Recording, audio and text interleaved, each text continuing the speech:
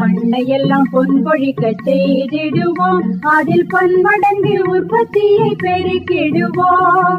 பண்ணையெல்லாம் பொன்பொழிக்க செய்திடுவோம், அதில் பன்மடங்கு உற்பத்தியை பெருக்கிடுவோம்.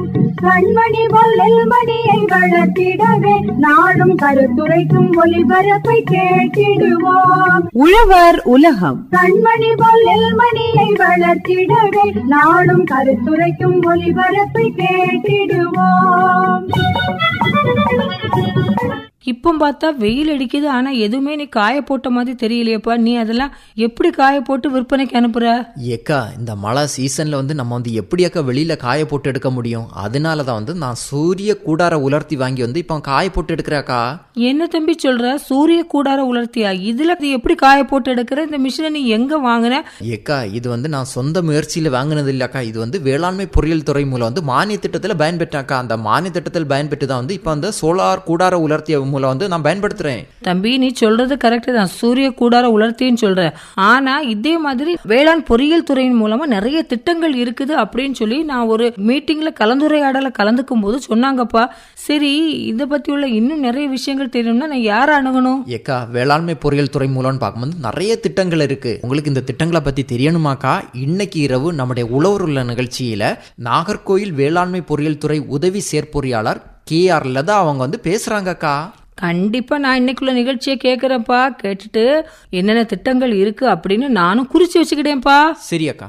மேடம், இப்போ ஒரு காலத்துன்னு பார்க்கும்போது விவசாயிகிட்ட ஏர் மாடுகள் இருந்து, அதேபோல் விவசாயத்துக்கு அதிக நிலங்கள் இருந்து ஆட்கள் பற்றாக்குறை இல்லாமல் அவங்களே ஆட்களை விட்டு வேலைகள் செய்துட்டு இருந்தாங்க. ஆனால் இப்போ நாளடைவில் பார்க்கும்போது முழுக்க இயந்திரமயமாயிட்டே இருக்குது. அப்படி பார்க்கும்போது இந்த மாதிரி இயந்திரங்கள் விவசாயிகளுக்கு நீங்கள் அறிமுகப்படுத்தியிருக்கீங்க. ஆமாம் சார், அந்த காலத்தில் அப்படி தான் இருந்துச்சு. எல்லாருமே வீட்டுக்கு மாடு வச்சுருப்பாங்க, கலப்பை இருக்கும், எல்லாமே. நம்மளும் சின்ன பிள்ளையில நானும் பார்த்துருக்கேன். வயல் காளை மாடு வச்சு தான் உழுவாங்க, ஆள் வச்சு நடுறது எல்லாமே அப்படி தான் இருந்துச்சு.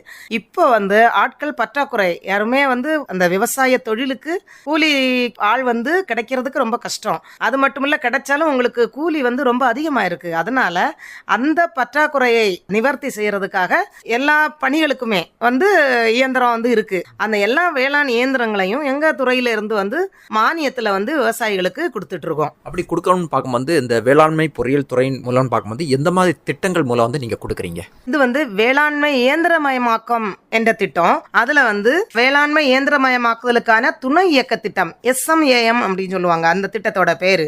அதன் கீழே விவசாயிகளுக்கு மானியத்தில் இந்த இயந்திரங்கள் எல்லாம் கொடுத்துட்டு இருக்கோம். இயந்திரங்கள்னு பார்த்தீங்கன்னா, இப்போ நெல் விவசாயத்தை பொறுத்த மட்டும் அதனோட என்னென்ன ஆக்டிவிட்டீஸ் இருக்கு. முதல்ல உழுறோம், அதுக்கப்புறம் நடுறோம், நட்டதுக்கப்புறம் களை எடுக்கணும், அதுக்கப்புறம் மருந்து அடிக்கணும், அதுக்கப்புறம் கடைசியில் பார்த்தீங்கன்னா அறுவடை செய்யணும்.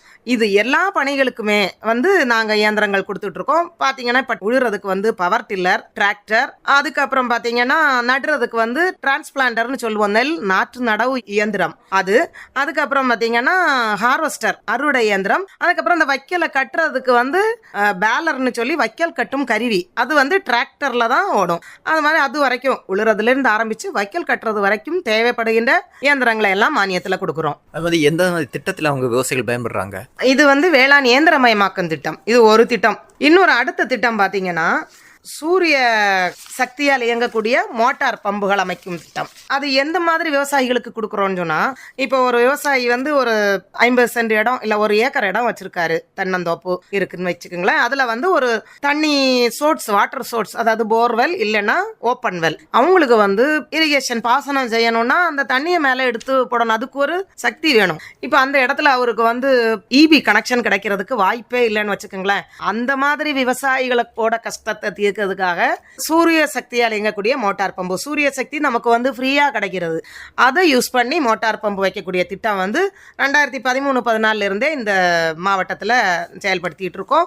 இந்த வருஷமும் போன 24-25 நிதியாண்டுல 32 எண்கள் பண்ணோம் இந்த மாவட்டத்தில். இப்போ 18 நம்பர் எங்களுக்கு கொடுத்துருக்காங்க. அது பார்த்தீங்கன்னா 5 HP, 7.5 HP, 10 HP திறன்கள்ல இருக்கும். இன்னொன்று பார்த்தீங்கன்னா அதுல நீர்மூழ்கி பம்பும் இருக்கு, சர்ஃப் சர்ஃபஸ் மோட்டார்னு சொல்லி வெளியே வைப்பாங்க இல்லையா, அந்த மாதிரி பம்பும் இருக்கு. ஓப்பன் வெல்லுக்கெல்லாம் இது வெளியில வைக்கலாம். ஓப்பன் வெல்லுக்கு சப்மர்சிபிளும் உண்டு, சர்ஃபஸும் உண்டு. அப்படி கேட்டகரி வைஸ் அப்படி கொடுத்துருக்காங்க. இப்போ நீங்க கூட சொன்னீங்க மேடம், இப்போ வந்து 5 ஹெச்பி 7 ஹெச்பி 10 ஹெச்பி இப்போ வந்து ஒரு விவசாயி வந்து இந்த மாதிரி திட்டத்தில் வந்து பயன்பெறன்னு பார்க்கும்போது அந்த நிலத்தினுடைய அமைப்பை பொறுத்து நீங்க எப்படி அந்த 5 ஹெச்பி 7 ஹெச்பி 10 ஹெச்பி நீங்க கொடுக்குறீங்க? அதாவது வந்து அது இப்போ வந்து சோலார் பம்ப் இதை வைக்கணும்னா இது வந்து கவர்மெண்ட் வந்து ஒரு டெண்டர் போட்டு எங்களுக்கு கம்பெனிஸ் எல்லாம் அப்ரூவல் பண்ணி கொடுத்துருப்பாங்க. இப்போ ஒரு அப்ளிகேஷன் இருக்குது. இப்போ அதை பார்த்துட்டு நாங்கள் வந்து அவரை காண்டாக்ட் பண்ணி உங்களுக்கு வேணுமா, என்னென்ன கம்பெனிகள் இருக்குது, உங்களுக்கு எந்த கம்பெனி வேணும் அப்படின்னு கேட்போம். ஒரு சிலவங்க வந்து கொஞ்சம் தெரிஞ்சவங்க சொல்லுவாங்க, இல்லைன்னவங்க நீங்கள் சொல்லுங்க அப்படிம்பாங்க. நாங்களும் பல வருஷமா போட்டுட்டு இருக்கிறதுனால அதுபடி சொல்லுவோம். சொன்னதுக்கு அப்புறம் அந்த கம்பெனி ரெப்ரசன்டேட்டிவ் வருவாரு. நாங்களும் போய் அந்த ஃபீசிபிலிட்டி பார்ப்போம், அந்த இடத்துல வைக்கலாமா. அதுல மெயின் வந்து பாக்குறது வந்து ஷேடோ ஃப்ரீ லேண்ட் இருக்கணும். சூரிய ஒளி வந்து கம்ப்ளீட்டா அந்த பேனல்ல படணும், அந்த நிலத்திலே படுற மாதிரி இருக்கணும். படுற மாதிரி ஒரு இடத்த செலக்ட் பண்ணுவோம். அப்புறம் ஆழ்குழாய் கிணறு வந்து டெப்த் எவ்வளவுன்னு ஃபார்மர்கிட்ட கேட்போம். அந்த டெப்த்துக்கு கணக்கு பண்ணி தான் நாங்கள் ஹெச்பி டெப்த்து, அப்புறம் அவங்க ஏரியா இருக்கு இல்லையா, எவ்வளவு எக்ஸ்டெண்ட் இருக்கு, இவ்வளவு தண்ணி இவ்வளவுக்கு போதுமா, அந்த மாதிரி எல்லாம் பார்த்து இப்போ 230 270 அடி வரைக்கும் உங்களுக்கு 5 ஹெச்பியே போதும். அதுவே இரிகேஷனுக்கு ஓகேவாகும். ஏன்னா பேனல் வந்து ஒரு 15 பேனல் வைக்கிறோம். இந்த வருஷம் வந்து 9 பேனல் தான். அதாவது ஒரு பேனலோட கெப்பாசிட்டி அதிகமா இருக்கும். 5 ஹெச்பிக்கு உங்களுக்கு வந்து 4800 வாட்ஸ் பவர் வேணும். அது ப்ரொடியூஸ் பண்ற மாதிரி இது உள்ள பேனல் எல்லாம் வச்சிருப்பாங்க. அந்த பேனல்ல ஃபுல் பேனலுமே வந்து சன்லைட் படணும் கண்டிப்பா. அதெல்லாம் நாங்கள் பார்ப்போம். பார்த்துட்டு ஓகேன்னா, இல்லை சில சமயம் மரங்கள் வெட்ட வேண்டியது இருக்கும், அதெல்லாம் ஃபார்மர்கிட்ட கேட்டு அவர் ஓகே சொன்னதுக்கு அப்புறம் தான் அவங்க அந்த கம்பெனிக்கு ஒர்க் ஆர்டர் கொடுப்போம். அந்த ஒர்க் ஆர்டர் கொடுக்கறது எப்படின்னு சொன்னால், இப்போ மொத்த தொகையில் வந்து அவங்களுக்கு எவ்வளவு மானியம் எலிஜிபிலிட்டியோ அதை மைனஸ் பண்ணி மிச்சம் எவ்வளவு ரூபாயோ அதுக்கு வந்து அந்த கம்பெனி பேரில் பங்களிப்பை வாங்கிக்குவோம். வாங்கினதுக்கு அப்புறம் அதை பேஸ் பண்ணி ஒர்க் ஆர்டர் போடுவோம். அவங்க வந்து இன்ஸ்டாலேஷன் பண்ணி கொடுப்பாங்க. இதில் ஒரு வாட்டர் சோர்ஸ் மட்டும் நீங்கள் கொடுத்தா போதும். பம்பு பேனல் எல்லாமே வந்து அவங்க கொண்டு வந்து இன்ஸ்டால் பண்ணி கொடுத்துருவாங்க. இதுக்கு வந்து 5 வருஷத்துக்கு பீரியாடிக்கல் மெயின்டெனன்ஸ் உண்டு. ஏதாவது சின்ன சின்ன மிஸ்டேக்ஸ் வந்துச்சுன்னா அது பண்ணி கொடுப்பாங்க. இது விவசாயிகளை வந்து நீங்க எப்படி அதை தேர்ந்தெடுத்து எடுக்கிறீங்க? இதுக்கும் வந்து அப்ளிகேஷன் ரெஜிஸ்டர் உண்டு. இதுவும் பேப்பரில் போடுறது. நிறைய மீட்டிங் நடக்கும் பார்த்தீங்களா, விவசாயிகள் கூட்டம், அதில் எல்லாம் போய் சொல்கிறது. அப்புறம் மனுநீதி நாள் அந்த மாதிரி சொல்லுவோம். அப்புறம் வந்து வானொலி மூலமாக நாங்கள் கொடுத்துருக்கோம். அது மூலியமாக ஆட்கள் வந்து எங்கள்கிட்ட ஃபோன் பண்ணி, நீங்கள் ஃபோன் நம்பரும் சொல்கிறதுனால ஃபோனில் வந்து கேட்பாங்க. கேட்டு நாங்கள் வந்து அதுபடி அப்ளிகேஷன் வாங்கி ரெஜிஸ்டர் போட்டு எகைன் இதே மாதிரி நமக்கு வந்த உடனே ப்ரியாரிட்டி படி கொடுப்போம். இந்த திட்டம் வந்து PM குசும்னு சொல்லுவாங்க, பிரைம் மினிஸ்டரோட அந்த திட்டம். அது பார்த்தீங்கன்னா பிரதான் மந்திரி கிசான் உர்ஜா சுரக்ஷா எவாம் உத்தான் மகாபியான் அப்படிங்கிறது PM குசும். அந்த திட்டத்துல தான் இந்த சப்சிடி கொடுத்துட்டு இருக்கோம், இந்த சோலார் பம்பு செட். இப்போ வந்து மத்திய அரசு திட்டமும் அதே போல வந்து மாநில அரசும் இணைந்து இந்த திட்டம் மூலம் வந்து விவசாயிகளுக்கு வந்து இந்த பம்பு செட் வந்து நீங்க கொடுக்குறீங்க. ஆமா, மத்திய அரசும் மாநில அரசும் சேர்ந்துதான் 2 பேரோட சப்சிடி பங்களிப்பும் உண்டு. சேர்த்து தான் கொடுத்துட்டு இருக்கோம். அடுத்த திட்டம்னு பார்க்கும்போது எந்த மாதிரி திட்டங்கள் இருக்கு? அடுத்த திட்டம் பாத்தீங்கன்னா அது ஒரு முக்கியமான திட்டம். அதாவது வாடகைன்னு சொல்லுவோம். வாடகைன்னு சொல்லும்போது வேளாண்மை இயந்திரத்தை வந்து நம்ம வாடகைக்கு கொடுக்கறது. அது வந்து உழுவை வாடகை திட்டம் அப்படின்னு சொல்லுவாங்க. அதாவது இந்த மாவட்டத்தில் வந்து எங்களுடைய துறையில் 3 டிராக்டர் வச்சுருக்கோம். அந்த டிராக்டருக்கு பார்த்தீங்கன்னா டிராக்டரில் வந்து அட்டாச் பண்ணக்கூடியது வந்து ரோட்டவேட்டர், சுழல் கலப்பை, அப்புறம் கல்டிவேட்டர்னு சொல்லுவோம் கலப்பை, அப்புறம் தென்னை மட்டையை வந்து தூளாக்கக்கூடிய கருவி, இது எல்லாமே நாங்கள் வச்சுருக்கோம். இது வந்து வாடகைக்கு கொடுக்குறோம். வாடகைக்கு எப்படி கொடுக்குறோன்னா 1 மணி நேரத்துக்கு வந்து 500 ரூபாய் தான். அது வந்து ரொம்ப குறைவான வாடகை. ஆனால் வந்து இது ஃபுல்லாக ஆன்லைனில் ரெஜிஸ்டர் பண்ணணும். இது எப்படின்னு பார்த்தீங்கன்னா, அந்த உழவர் ஆப்னு ஒன்று இருக்குது. அந்த ஆப்பில் உள்ள போய் வேளாண் இயந்திரங்கள் வாடகைக்குன்னு இருக்கும், அதில் கிளிக் பண்ணி நம்மளோட சொந்த இதுகள் எந்த ஏரியா எவ்வளவு மணி நேரம் புக் பண்ணணும் எல்லாமே அதில் போட்டுறணும். இப்போ ஒரு விவசாயி வந்து அவனுக்கு வேணும்னா மினிமம் வந்து 2 மணி நேரம் புக் பண்ணணும், மேக்ஸிமம் 20 மணி நேரம் புக் பண்ணலாம் ஒரு டைம்ல. இப்போ புக் பண்ணும்போது இதுல வந்து 500 ரூபாய் வந்து அட்வான்ஸா கொடுக்கணும். புக் பண்ணும் போதே உங்களுக்கு உங்களோட UPID ஜிபேல இருந்து நீங்க இப்ப 3 மணி நேரம் புக் பண்றீங்கன்னா 1500 ரூபாய் நீங்க ஃபர்ஸ்ட் வந்து கொடுத்துடணும். புக் பண்ண உடனே இது எல்லாமே வந்து எங்களோட டேஷ் போர்ட்டல்ல வரும். இப்படி இவர் வந்து புக் பண்ணியிருக்காரு அப்படின்னோடனே நாங்க வந்து அந்த வண்டி அதனோட டைம் ஃப்ரீயா எப்ப இருக்குன்னு பார்த்து அதுக்கு ஒரு டேட் அலோகேட் பண்ணி போக சொல்லுவோம். இது மற்றபடி ஃபோன் நம்பர்லாம் ஃபார்மரோட ஃபோன் நம்பர் எங்களுக்கு வந்துடும், எங்களோட ஃபோன் நம்பர் அவங்களுக்கு போயிடும் மெசேஜில். நாங்கள் வந்து ஃபோன்லையும் கான்டாக்ட் பண்ணிக்கிடுவோம். உங்களுக்கு எப்போ வரணும், என்னைக்கு வந்தால் வசதியாக இருக்கும் எல்லாம் கேட்டுட்டு நாங்கள் வந்து அனுப்பி விடுவோம் டிராக்டரை. இப்போ இதுன்னு பார்க்கும்போது நம்ம குமரி மாவட்டத்தில் வந்து எல்லா வட்டார பகுதியிலையும் வந்து போக வாய்ப்பு இருக்குமா மேடம்? ஆமா. அதாவது அழகிய மண்டபம் அலுவலகத்துல ஒரு டிராக்டர் இருக்கு. அது வந்து அத்தனை பிளாக்குக்கும். இங்க வந்து எங்களுக்கு வந்து 3 பிளாக்குக்கு வந்து 2 டிராக்டர் இருக்குது. எல்லா இடத்துக்கும் புக் பண்றதை பொறுத்து தான். புக் பண்ணும்போது நாங்க பார்த்துட்டு அனுப்பி விடுவோம். இப்போ அலுவலகத்துல இருந்து அவங்க இடம் வரைக்கும் போறதுக்குள்ளதுக்கெல்லாம் எதுவுமே இது கிடையாது. இப்போ 3 மணி நேரம் புக் பண்ணியிருக்காங்கன்னா அவங்க நிலத்துல எப்போ உழுவை பணி ஆரம்பிக்குதோ அதுல இருந்து 3 மணி நேரம். நீங்க அந்த போறது வர அந்த இதெல்லாம் வந்து ஃபார்மர் வந்து பேர் பண்ண வேண்டாம். அது வந்து டிபார்ட்மெண்டோட செலவு தான். வண்டி ஓட்டுறது தான் கணக்கு. ஓட்டி கொடுத்துட்டு வந்துடுவாங்க. இப்போ சப்போஸ் ஒரு 4 மணிக்கு ஒரு புக் பண்ணியிருக்காங்க, அங்கே போய் ஓட்டும் போது பத்தல, இன்னும் ஒரு 2 மணி நேரம் கூட வேணும் அப்படின்னா அதே இடத்துல வந்து எக்ஸ்டெண்ட் பண்ணிக்கலாம். 2 மணி நேரத்துக்கு புக் பண்ணிக்கலாம். சரியா? அது வந்து நம்ம அந்த உழவன் செயல் மூலம் தான் வந்து நம்ம புக் பண்ண வேண்டியிருக்கும். ஆமா, உழவர் அந்த செயலி மூலமா தான் பண்ண முடியும். இது ஃபுல் அண்ட் ஃபுல் ஆன்லைன் இதுதான். உழவர் ஆப்ல போய் வாடகைங்கிறது அதனோட பேரு. அதுல போய் பண்றது தான். உங்களுக்கு அந்த இடத்துல வச்சே கூட புக் பண்ணிக்கலாம். கூட ஒரு 2 மணி நேரம் வேணும், இப்போ ஒரு 4 மணி நேரம் புக் பண்ணீங்கன்னா 2 மணி நேரம் எக்ஸ்ட்ரா உடனே நம்ம புக் பண்ணிக்கலாம். அப்புறம் அடுத்த திட்டம் பார்த்தீங்கன்னா பழைய மின் மோட்டார்களை மாற்றி புது மோட்டாரா மாத்துறது. அதுக்கு வந்து 15,000 ரூபாய் சப்சிடி கொடுக்குறோம். அது எப்படி பார்த்தீங்கன்னா, இப்போ ஒரு விவசாயி எடுத்துக்கிட்டோம்னா அவங்களுக்கு வந்து இபி கனெக்ஷன் இருக்கும், ஃப்ரீ கரண்ட், இல்லைன்னா 3A1ங்கிற ஒரு டேரிஃபில் பெய்டு கரண்ட்டுன்னு ஒன்று வச்சுருப்பாங்க. மோட்டார் வாங்கி ஒரு 5 வருஷம் 10 வருஷம் ஆகிருக்கும், நல்லா ஒர்க் ஆகாது, கெப்பாசிட்டி குறைஞ்சிருக்கும். அதுக்காக அந்த இப்போ அவங்க நினச்சிருப்பாங்க நமக்கு மோட்டார் மாற்றணும் அப்படின்னு நினச்சாங்கன்னா அந்த மோட்டார் மாற்றுறதுக்கு புது மோட்டார் வாங்கிக்கலாம். அதுக்கும் எல்லாமே விண்ணப்பம் எங்களுக்கு தரணும். அதுக்கும் விண்ணப்ப பதிவேடெல்லாம் இருக்குது. அப்புறம் அது எந்த மோட்டார் வாங்கணுங்கிறது கவர்மெண்ட்டில் வந்து எங்களுக்கு அப்ரூவல் லிஸ்ட்டு கொடுத்துருக்காங்க.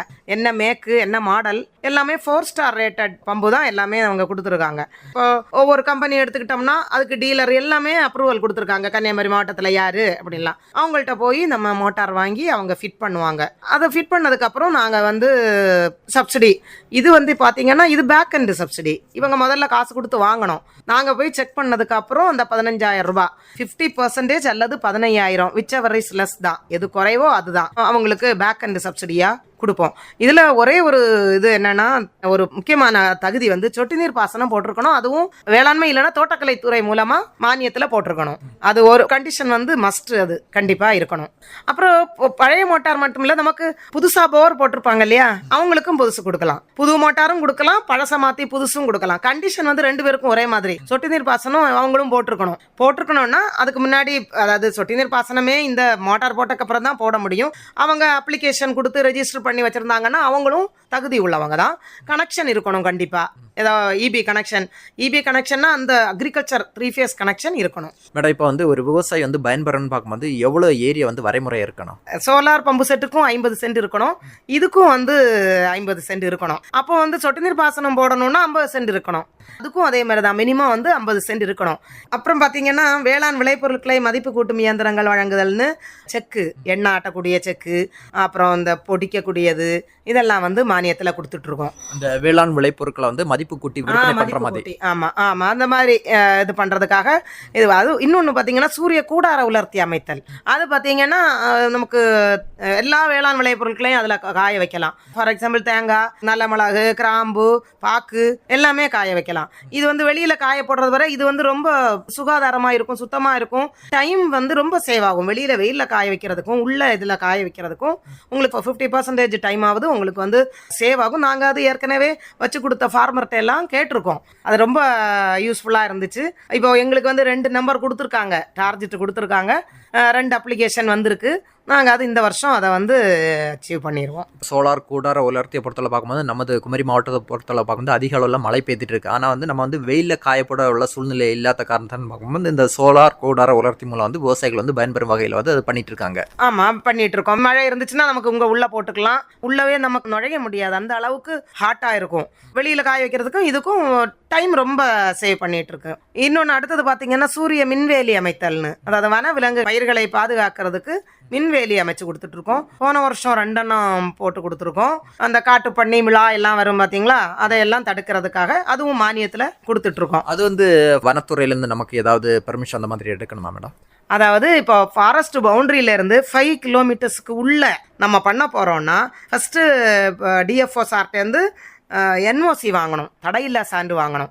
அதை வாங்கினதுக்கப்புறம் நம்மளோட டிபார்ட்மெண்ட் ப்ரொசீஜர், ஃபார்மர் வந்து அந்த ஃபார்மர் கான்ட்ரிபியூஷனை கொடுத்த உடனே நாங்கள் ஒர்க் ஆர்டர் போட்டு இன்ஸ்டாலேஷன் முடிச்சிருவோம். செஞ்சு முடிச்சதுக்கப்புறம் இபி ஃபாரஸ்ட் டிபார்ட்மெண்ட் இவங்க 2 பேரும் வந்து அதுக்கப்புறம் ஒரு ஃபார்ம்ல நம்ம கையெழுத்து வாங்கணும். டிஎஃப்ஓட்ட எனர்ஜைஸ் பண்றதுக்கு, அதாவது பெர்மிஷன் வாங்கணும். அது இப்போ நடைமுறையில இருக்கு. ஒரு அரசாணையின்படி அதை மாதிரி பண்ணிட்டு இருக்கோம். 5 கிலோமீட்டர்ஸ்க்கு உள்ள வந்தா, வெளியே வந்தா அவங்க கிட்ட எதுவும் தேவையில்லை. இப்ப நாங்க போட்டது எல்லாமே 5 கிலோமீட்டர்ஸ்க்கு உள்ள, அதுக்காக அவங்க கிட்ட வாங்கியிருக்கோம். இப்போ இந்த விவசாயிகள் வந்து இந்த திட்டத்தில் பயன்பெறணும்னு பார்க்கும்போது அதில் எவ்வளோ % மானிய திட்டத்தில் வந்து விவசாயிகளுக்கு கொடுக்குறீங்க? இப்போ பார்த்தீங்கன்னா வேளாண் இயந்திரமயமாக்குதல் சொன்னேன் இல்லையா, அதில் வந்து 40% வந்து ஆண் விவசாயிகளுக்கு, 50% பார்த்தீங்கன்னா ஆதி திராவிட விவசாயிகள், பெண் விவசாயிகள் மற்றும் ஆண் விவசாயிகள் அந்த சிறு விவசாயி சர்டிஃபிகேட் வச்சிருந்தா அது சர்டிஃபிகேட் உள்ள ஆண் விவசாயிகளுக்கு 50 தான். சரி, அந்த 3 கேட்டகரி.